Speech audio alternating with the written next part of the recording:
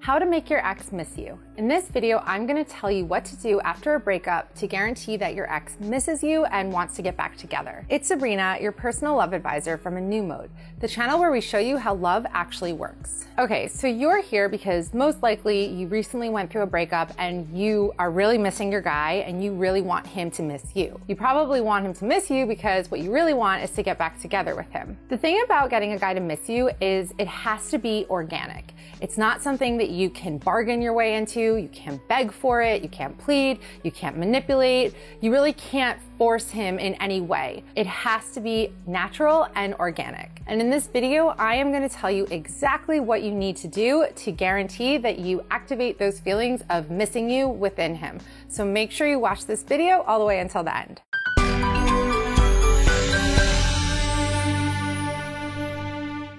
Real quick, if you like this video and find it helpful, please give it a like, subscribe to my channel for more relationship advice. If you have any questions, any feedback, leave them down below in the comment section. I read them all. I try to reply to everyone. Okay, so let's get started. First, I want to give you some good news. Science and biology are on your side here. The chances are very high that he is already missing you without you having to actually do anything. A study conducted by neuroscientist Lucy Brown and her research team found that the brains of heartbroken individuals resemble the brains of drug addicts who are craving a drug. You literally ache for that other person. You crave them. You can't stop thinking about them. And there is a biological mechanism behind this. Another thing is that as humans, we tend to idolize the past. We also tend to really value things that we no longer have. So all of these things combined really work in your favor. He most likely is already missing you and you haven't even done anything to make him miss you. It doesn't matter if he's the one that broke up with you. He still most likely is feeling some degree of heartbreak, so that means he is still missing you in some capacity. Now, where a lot of women go wrong is by chasing after him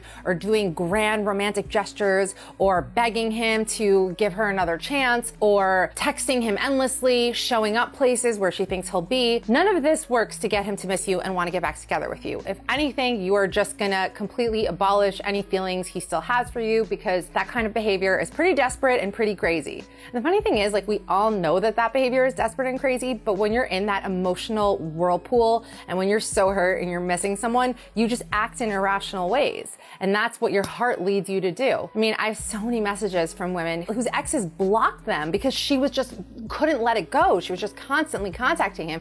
And then she'll create another account to reach out to him. And this is just what we can do. I mean, this is as far as it can go sometimes when you really are missing someone and you want to get back together with them. You want to get back together with them so badly, it abolishes any sense of reasoning and better judgment that you have. But we are going to cover everything. I'm going to tell you exactly how to do it right so that you don't come across looking like a crazy person. Okay, step one. So if you guys watch my videos, if you read my content, then you already know what I'm going to say. Follow the no contact rule. I talk about the no contact rule a lot. I actually have a whole video just on the no contact rule alone. So if you want to learn more about that, then definitely check that out as well. The reason I mention it in every ex-back video I make or article I write is because it's crucial. It's what you have to do. It is the solution whether you want to get your ex back or whether you want to get over him. You have to follow the no contact rule. There's no way around it. The no contact rule is, as the title states, for a period of, I say, at least 30 days, you do not contact him. That means you don't text him, you don't Snapchat him, you don't tweet him, you don't Gchat him, Facebook message him, and you don't reply if he messages you. Now, if he keeps messaging you over and over again, you can say something like this: I will give you permission to respond, and just say this one thing. Just say, look, I really need some space right now. I would appreciate it if you just wouldn't contact me at least until the end of the month or whatever it is, as long as it's 30 days from whenever he contacts you. I'd really appreciate it. And then from then on, ignore him. So why is this so important?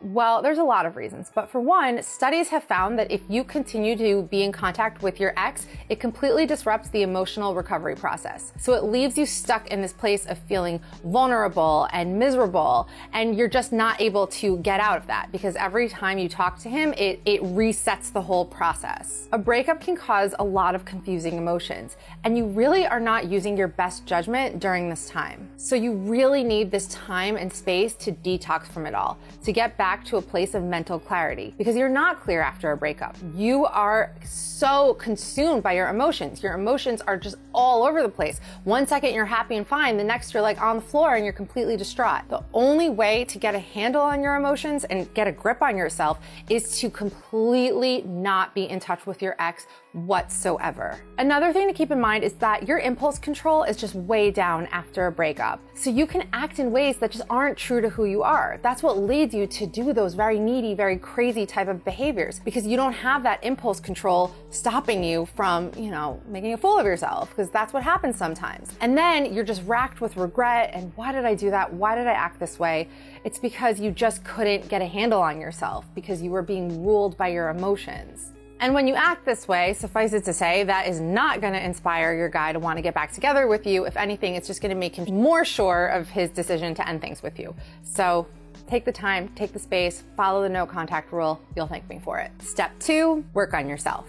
Yes, this is another one that I talk about a lot because this is the answer to all of life's problems, be it getting back together with an ex or just being happier in your life in general. It is always important to work on yourself. There's never really an end point to this. Just when you reach that end point where you feel like, all right, I'm good. I'm fully self-actualized. I am perfect. I am good to go. Something else is going to happen that's going to knock you sideways and it's going to force you to work on new things. It is an ever-evolving process. And it is the most important to commit to it after a breakup. Because what is a breakup? A breakup is a breakdown of a relationship, and it can really leave you broken. That's why you broke up, because something was broken.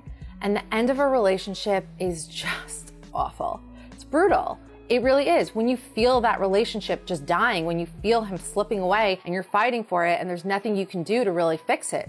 Or sometimes even worse, when the relationship just ends abruptly, when he just dumps you like out of the blue. Either way, it can really have a negative impact on you, on your self-esteem, on your sense of self, on your sense of being able to trust yourself, of being able to trust your own judgment. So it's really important to get back to a strong, stable, healthy, amazing place before you can get back together with him or get into any relationship in general. So what are some ways we can work on ourselves? Well, you can pursue your passions. I'm very big on this. It is so important to get in touch with that thing that makes you feel alive, that connects you to your essence, that makes you feel like, okay, I was put in this world to do this thing, so I need to do it a lot. Maybe it's art, maybe it's writing, maybe it's painting, maybe it's choreographing, maybe it's baking, maybe it's cooking, maybe it's doing volunteer work. There's so many things out there. So find the one that really speaks to you and really lights you up. There is exercise. I mean, that is the best thing you can do after a breakup. Flood your body with those endorphins, make yourself feel good. And in addition to feeling good, you'll also start to look even better. And that's always a good thing to do after a breakup. Upgrade your look. You can try a new hairstyle, try a new wardrobe, try wearing new colors. Maybe you wear a lot of black, try something different. Try a new makeup technique. Just do something that makes you feel fresh, that makes you feel sexy, that makes you feel pretty. Try to have fun. I know you want to mope and I know you want to cry and I know you want to talk about it endlessly, but that's not really serving your happiness level right now. It's really important to focus on fun. Hang out with that really funny friend of yours who just always cracks you up. Do things that you really enjoy. Spend time with people who care about you and who love you, because that's what's really going to help you heal that emotional emptiness that you feel right now. You have to fill yourself up with love, and it feels like the only person who can plug that hole is your ex, but that's not true. You have other people in your life who love you and care about you, so really make an effort to connect to them instead of just, hanging on to the ghost of your ex and not letting go of him and completely letting that block you from any of the other meaningful connections you have in your life. And last and most importantly is really get to know yourself. Talk to a therapist or a life coach or good friends and family. Talk to yourself, journal, write about it. Really get in touch with who you are. Get in touch with why this relationship didn't last. Maybe look at what you did that may have caused the demise. Not to say that it's your fault, but I'm sure there was fault on both sides, because that's usually how it goes when a relationship ends. So look at what you learned and how you can use that to be even better in your next relationship. It's really when you kind of remake yourself that the guy will really look at you in a different way, because you're not the same girl that he broke up with. You are a new and improved version of who you were. Number 3, meet new people. You can do this either in real life or online. It's really important to put yourself back out there. Even if you don't want to date other guys, I think it's important to at least talk to other guys, because that will put you back in touch with the fact that There are other guys out there. He's not the only guy that exists in this entire world, even though that is how it feels after a breakup. It'll put you in touch with the fact that you're desirable, that you have options, that there are other people out there. So I think that that's a really important thing to do. Even if maybe you can't imagine dating right now, no one says you have to date right now, but I think you should make an effort to meet new people. Now, this doesn't just mean guys to date. I think it's just important to meet new people in general. Meeting new people is what helps us learn more about ourselves. It's also just exciting to, add more dimensions and layers in your life by adding different people who contribute different things. So if you are following the previous step and really working on yourself, pursuing passions, that's a really good way to meet some new people. Maybe you meet people in an exercise class, or when you volunteer, or when a painting class you take. Whatever the case may be, try to extend that extra bit of effort to be more friendly to the people that you meet and try to form some connections. Step 4, post on social media mindfully. Emphasis on the mindfully. So there was a study conducted that found that 90% of people stalk their exes on Facebook after a breakup. And I think that the 10% that don't do this probably just don't have Facebook, because that's just what we do. We stalk our exes. Doesn't matter who broke up with who, that sense of curiosity is still there. He's watching, so you need to watch what you post. This is where most women trip themselves up completely. This is where you can completely undo the positive effects of following the no contact rule. You can completely abolish those by over-posting on social media. If you follow the no contact rule, then he's gonna be missing you. He's gonna be wondering what you're up to. And that's part of what makes it so powerful. But if you're constantly posting about what you're up to, then he doesn't have to wonder. You're telling him everything he needs to know. So don't subtweet sad, sappy love quotes that are directed at him, or angry, like man-hating type of quotes. None of that. If you can't handle me at my worst, then you don't deserve me at my best. None of that. Nothing angry, nothing bitter, nothing jaded. Also, don't post endlessly about how great your life is. Oh my God, my friends are amazing. I'm the best. I love my life so much. I mean, come on. Everybody could see right through that. Also, avoid the thirst traps, the posting pictures of yourself in a bikini, or posting pictures of yourself, selfies, doing the duck face with an overly made up, overly filtered face.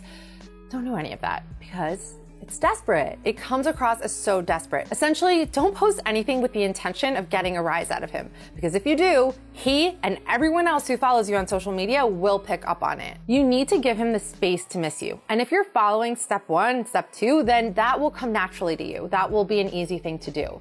And part of that includes holding yourself back a little bit on social media, avoiding the excessive posting. And when you do post, just be mindful of how you're coming across. Don't post impulsively on a whim. Just take a step back for a second, and maybe you might even want to talk it over with your girlfriend before you post something. Just ask, does this make me look desperate? Does this make me look like I'm getting a rise out of him?